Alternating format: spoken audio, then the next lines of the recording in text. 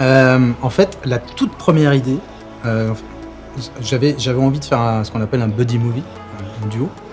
On appelle ça couramment le buddy movie aux États-Unis. Et je voulais faire la première idée, c'était une espèce de remake inavoué de Tango et Cash, un film que j'avais vu avec Kurt Russell et Stallone. Et en fait, en parlant avec Alban, le premier à qui j'en ai parlé, c'est Alban, qui est un ami depuis 20 ans. J'avais détourné un peu l'histoire quand même, mais ça partait un peu de ce style de film-là. Il avait trouvé l'idée sympa. Et il m'a dit, écoute, faut que tu en parles à Rémi Lautier, producteur, qui est, à mon avis, le seul en France, en tous les cas, qui pourra te suivre sur ce genre de projet avec ton parcours et avec mon profil assez atypique, en tout cas. Et donc, il m'a présenté Rémi, j'ai écrit une page, je lui ai donné, Rémi a trouvé ça vachement bien, et il m'a présenté un scénariste après, qui était Nicolas Peuffely. Et on a commencé à travailler autour de ça. Et après, on s'est très éloigné de Tango et Cash. Mais en tout cas, j'avais très envie de faire un film, comme je dis, le film qui me manquait, moi, au cinéma français. Un duo dans l'esprit des films des années 90, comme Die Hard, comme 48 heures, comme Le Dernier Samaritain. Voilà, ce genre de L'Arme Fatale, bien sûr, en priorité, parce que c'est un de mes films de chevet. C'est un film qui me met une grosse claque quand je l'ai vu dans les années 90.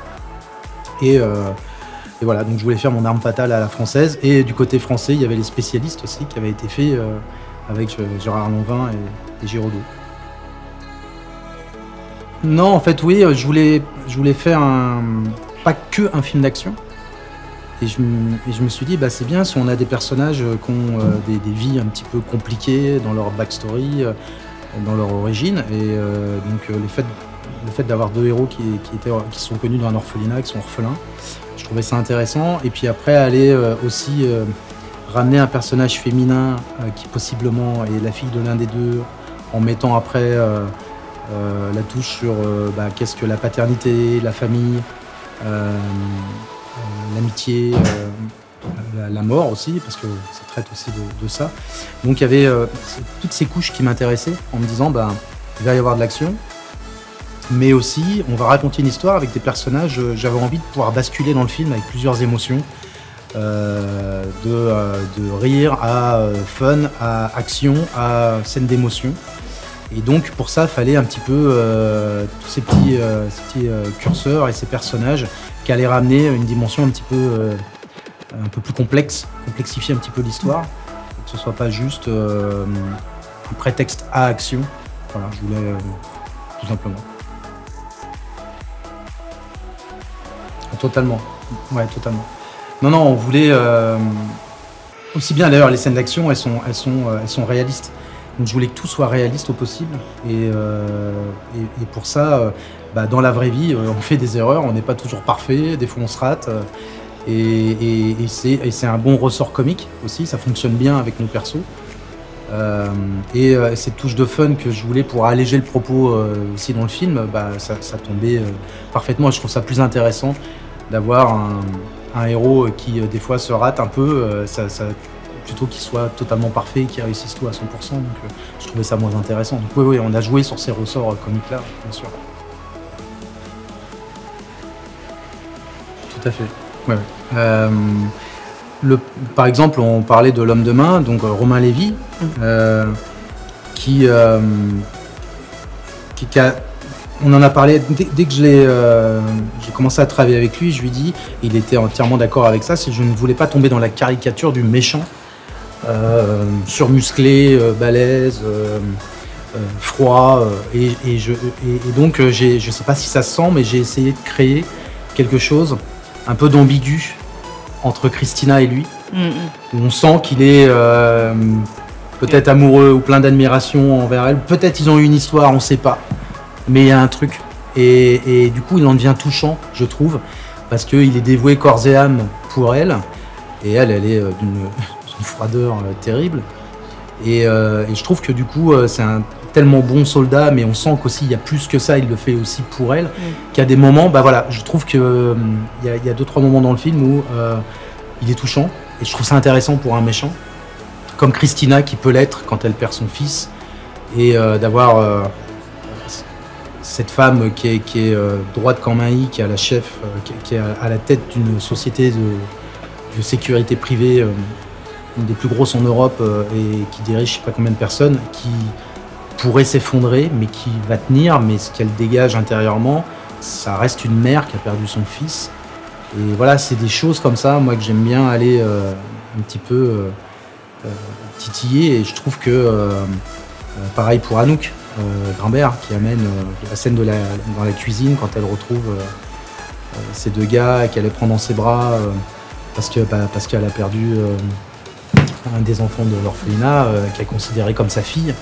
Enfin voilà, c'est des beaux moments, je trouve, et je pense que c'est nécessaire et c'est pas si évident, c'est pas si courant de trouver ça dans des films d'action. Voilà. Je suis totalement d'accord et c'est pour ça que je pointais ça, parce que surtout à la fin, quand on voit l'antagoniste principal, on va dire la mère, qui craque en fait totalement à la fin de tristesse, de la mort de son fils. Elle est belle, cette scène. Elle voulait se venger et elle craque totalement à la fin.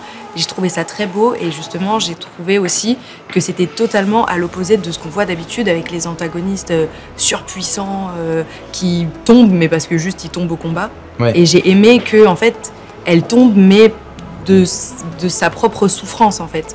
En fait, ce personnage, on en a beaucoup parlé avec Suzanne, elle est dans le déni total. C'est-à-dire que sa seule manière de tenir debout, c'est de ne pas accepter le fait que en fait, son fils est mort par sa faute. Et donc, elle n'arrive pas à reconnaître qu'elle n'a pas été présente pour son fils, qu'elle l'a pas... Son fils, c'était un cri d'amour, en fait, ni plus ni moins. Et elle prend conscience de tout ça, elle a besoin, c'est pour ça qu'elle dit dans le film, j'ai besoin, je veux lui parler, qu'elle veut que Leïla vivante, elle a besoin de se retrouver face à elle. Et quand Leïla lui dit ces quatre vérités, elle prend tout ça en pleine face et enfin là, elle peut commencer à faire son deuil et commencer... Enfin voilà, c'est comme un électrochoc où elle prend conscience de tout, de tous ses travers et de sa responsabilité dans la mort de son propre fils. Donc oui, c'est beau, c'est un beau moment, c'était une chouette scène. Totalement, oui. Puis il y a des choses que je pouvais anticiper, moi, dès l'écriture, dès la préparation, tout ça, parce que j'avais l'habitude. Et après, il y a un rapport qui s'installe aussi avec les comédiens où il y a une confiance quand moi je leur demandais quelque chose en termes de physique, où ils savaient qu'avec l'expérience que j'avais, si je leur demandais, c'est qu'ils étaient capables de le faire et que j'allais pas les mettre en danger, forcément, et que je savais ce que j'allais faire. Ou inversement, si je leur disais, là, ça ne sert à rien que tu fasses ça parce que on va mettre une doublure, tu vas pas te fatiguer parce qu'en plus ça ne vaut pas le coup, c'est trop dangereux et quand jamais on va te reconnaître, ils me faisaient confiance aussi. Mais c'était très rare parce que généralement je m'arrangeais toujours pour avoir une caméra sur eux pour voir que c'était bien eux qui faisaient les choses comme ils en étaient capables et qu'ils avaient envie. Voilà, j'aurais eu tort de m'en priver. Ouais. Bah en fait, en plus c'est un décor qu'on a dû trouver très tardivement parce que au départ on devait tourner à Bayonne et on a perdu tous les décors qu'on avait à Bayonne. On nous a plus autorisé à tourner là-bas. Et donc on a dû se rabattre sur un autre décor et on m'a proposé Saint-Jean-de-Luz. Et heureusement, merci Monsieur le maire qui nous a aidés, qui nous a ouvert les portes. Et quand je suis arrivé sur cette place de marché, c'est les repéreurs qui m'ont proposé ce décor. J'ai dit ok, mais moi je veux traverser la place du marché en voiture. Et on m'a dit mais non, ça t'es fou, c'est pas possible. J'ai dit bah si, c'est la condition, parce que c'est la seule chose. Voilà, moi la chose qui m'éclate à faire là-dedans, c'est qu'ils rentrent dans ce marché couvert pour se fondre dans la foule en pensant qu'ils sont en sécurité. Et en fait, ça n'empêche pas les méchants de rentrer en bagnole dedans et de tout virer sur leur passage. Donc ça n'a pas été simple. En général, c'est les régisseurs qui s'occupent de ça. David Le Menant, pour pas le nommer. Et on a eu l'autorisation, donc on a pu le faire une fois, parce que la sortie, il y avait, je crois, même à peine 10 cm de chaque côté de la voiture. C'était un bâtiment classé historique, je crois. Oui. Oui, oui. Donc on n'a pas pu, voilà, fallait pas se rater. On a eu une prise, on y est arrivé. Okay. Mais voilà, oui, c'était... Et puis autour, j'avais des figurants, mais les figurants n'étaient pas en zone de danger. Oui. Tous les piétons qui étaient en zone de danger étaient des cascadeurs. Et encore une fois, c'est quelque chose qui est répété, qui est millimétré. Et voilà, on a répété plusieurs fois l'arrivée des voitures. Chacun savait ce qu'il avait à faire. Oh, le temps, la météo, c'était compliqué. D'ailleurs, je l'ai joué dans le film parce qu'on voit qu'ils se battent sous la pluie et tout de suite après on a un grand soleil. Mais en fait, il faut savoir que dans la région du Pays Basque, c'est comme ça. C'est-à-dire qu'on tournait, moi quand j'ai tourné mes séquences de course-poursuite de voitures, on était sous un grand soleil et d'un seul coup, le temps virait au noir, il se mettait à pleuvoir pendant une demi-heure. Et boum, un grand soleil derrière. Donc pour le chef opérateur, c'était un calvaire. Donc c'est la région qui veut ça, on est très proche des montagnes et tout. Mais donc ouais, les intempéries, on tournait beaucoup en extérieur, j'ai jamais tourné en studio. C'était que des vrais décors. Donc ça a été compliqué par moment. Mais sinon, en dehors de ça, après, ouais, c'était un tournage physique avec un rythme soutenu. Mais chaque jour était magique.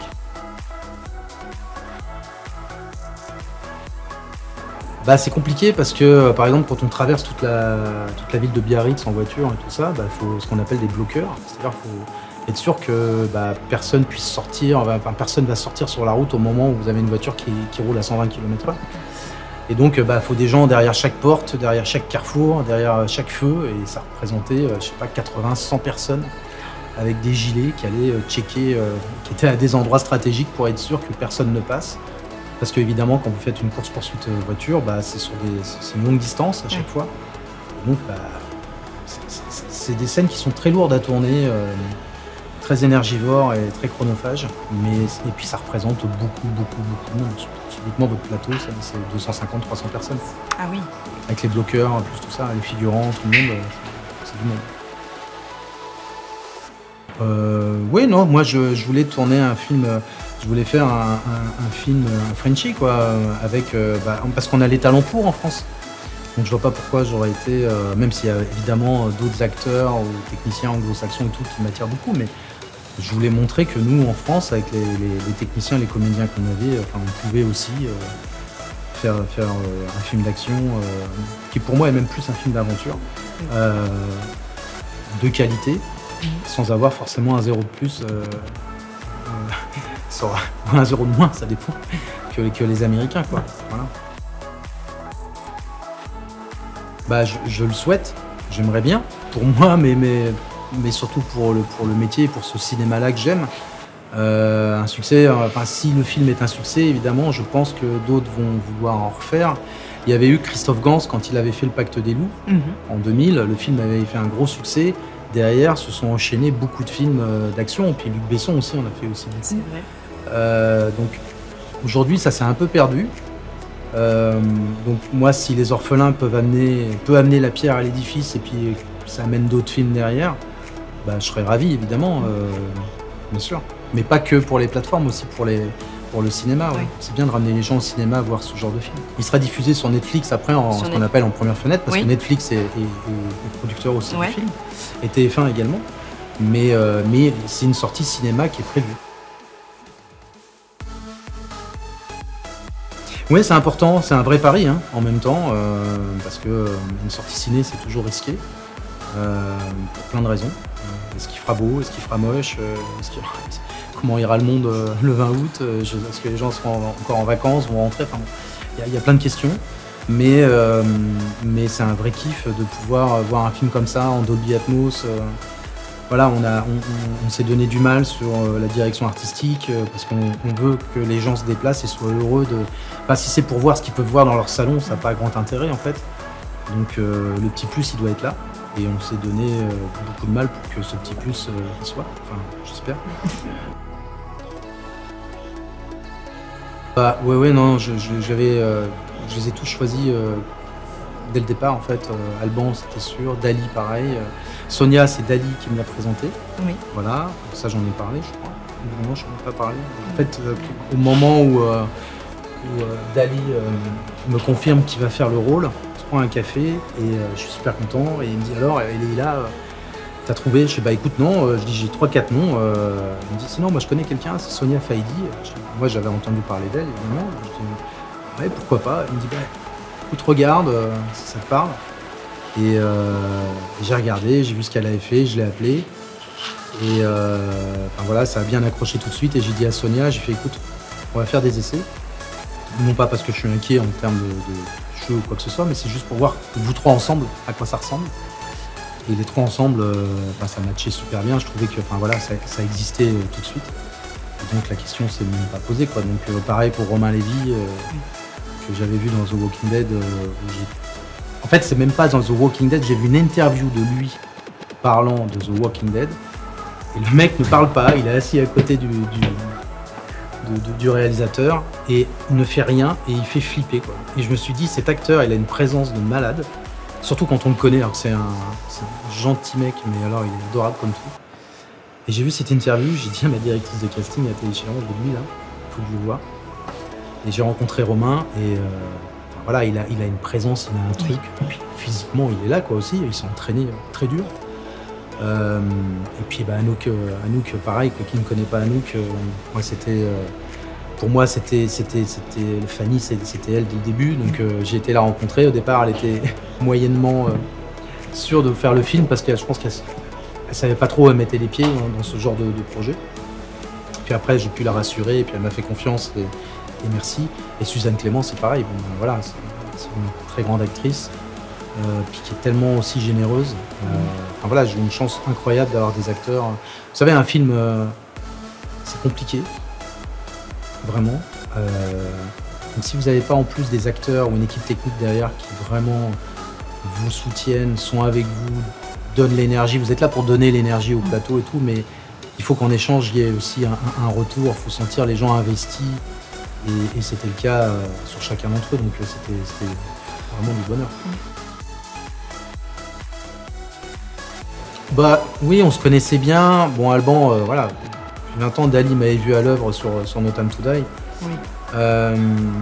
Mais je pense que la confiance, ça peut englober plein de choses. C'est pas que sur l'aspect sécurité, c'est aussi sur le fait de ne pas les trahir et d'être fidèle à ce que vous leur avez promis lorsque on a parlé du film, sur leurs personnages, sur les scènes d'action, surtout.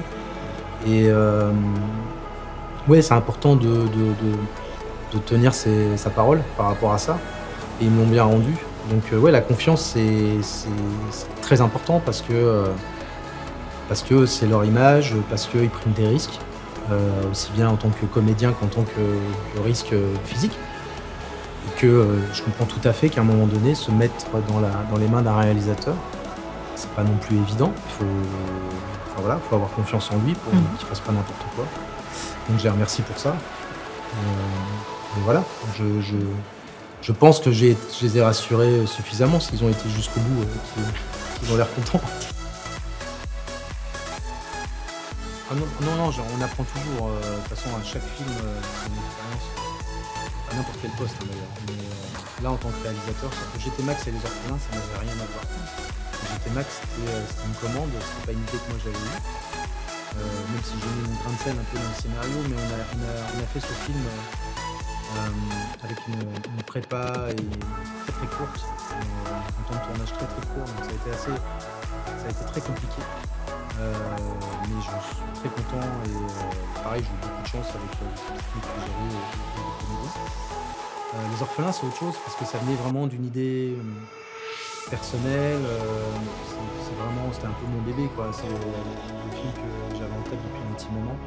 Donc j'ai quand même beaucoup plus de temps à l'écriture, j'ai eu le temps de le digérer et je savais vraiment précisément ce que je voulais. Et surtout, je voulais pas, je voulais pas faire les mêmes erreurs que j'aurais pu faire sur GT Max. Il y a des choses que j'ai pu anticiper pour être sûr d'avoir ce que je voulais et faire anticiper des choses pour pas me retrouver des fois face au mur et pouvoir me débrouiller de manière plus aléatoire. Ça n'a rien à voir. Enfin, quand j'étais cascadeur, j'ai des souvenirs qui étaient. Voilà, j'ai passé des super moments. Après, il y a une question d'âge, mais réalisateur, moi, ce que j'aime, c'est créer. En fait. Quand j'étais chorégraphe, je fais mes chorégraphies. Quand vous êtes réalisateur, en fait, ce qui est génial, c'est que vous êtes là pour tout créer. Même si vous êtes entouré de personnes qui ont des compétences diverses, vous êtes là pour les orienter sur ce que vous voulez, que ce soit le jeu, que ce soit les costumes, que ce soit la déco, que ce soit les cascades, les effets spéciaux. Et c'est ça qui est vraiment plaisant et excitant, c'est d'avoir tous ces ingrédients autour et de dire je vais mettre un peu de ça, un peu de ça, un peu de ça, et de le faire vraiment à votre goût. Donc, voilà, après ça demande beaucoup d'énergie, beaucoup de temps. Et après il n'y a jamais de garantie que le résultat est là, mais je pense que si on donne le maximum en général, le résultat est pas trop mal.